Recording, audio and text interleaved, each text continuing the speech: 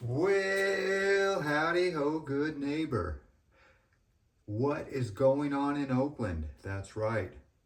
There is crime and punishment going on in Oakland. So I have a few stories that I want to share with you about could you live in Oakland? What's going on in America? And how long can this last? Watch these few stories and tell me what you think about the chaos in Oakland. I know this country's going to pot, whether you like it or not, but I don't know how long this can stand. So watch these couple news stories and tell me what you think. I'm going to have a couple, a video series about what's going on in Oakland. So this intro might look familiar because I'm going to do it more than once. That's right.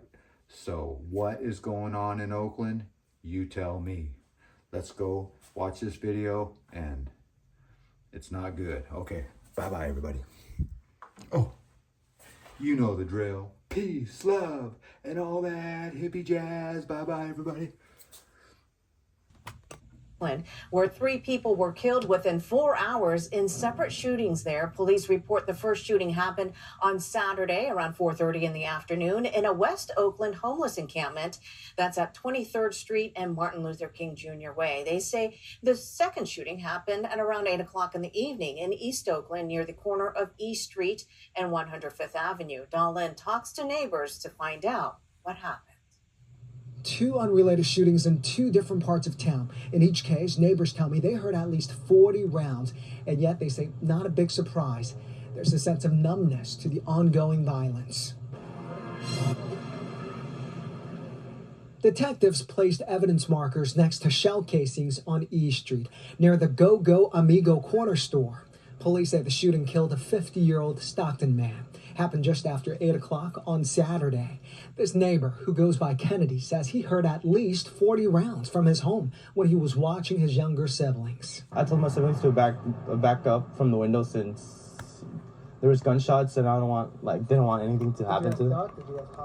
I told them to go in the room. He says so many rounds. The shooting just kept going and lasted for about 2 minutes. Aside from his siblings, he was worried about his father and another brother who were inside the Go Amigo store buying snacks. They dug down over there in the store with the owner and stuff. Kennedy says this is the second homicide near this corner. A few months ago, he says someone shot and killed a 17-year-old boy inside the store. A store clerk who did not want to show his face says the latest victim killed on Saturday was a regular. He was a good, nice man. He used to come buy some stuff here and there. So he was kind, generous.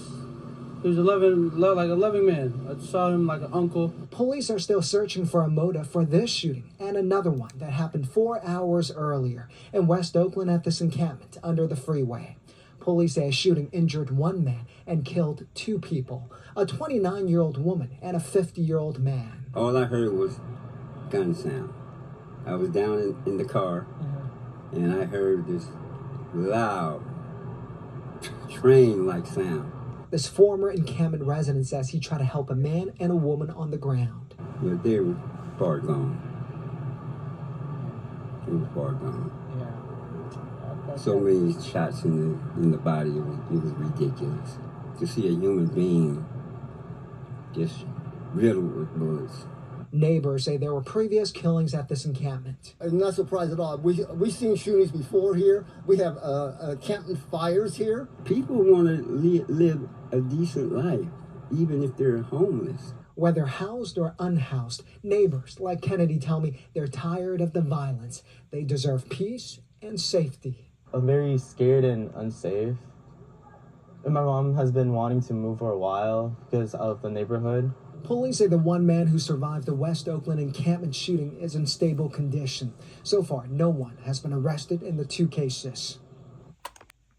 Night of violence in Oakland with deadly shootings, burglaries, and sideshows where multiple people were injured. The activity even caused the Bay Bridge to shut down. KTVU's Amanda Quintana live tonight here in studio with more on what city leaders want to see get done. Amanda. Well, in the span of 4 hours yesterday, 4 people were shot in Oakland, 3 of them killed. And that was just the beginning of a violent night that many say are becoming all too common in the city.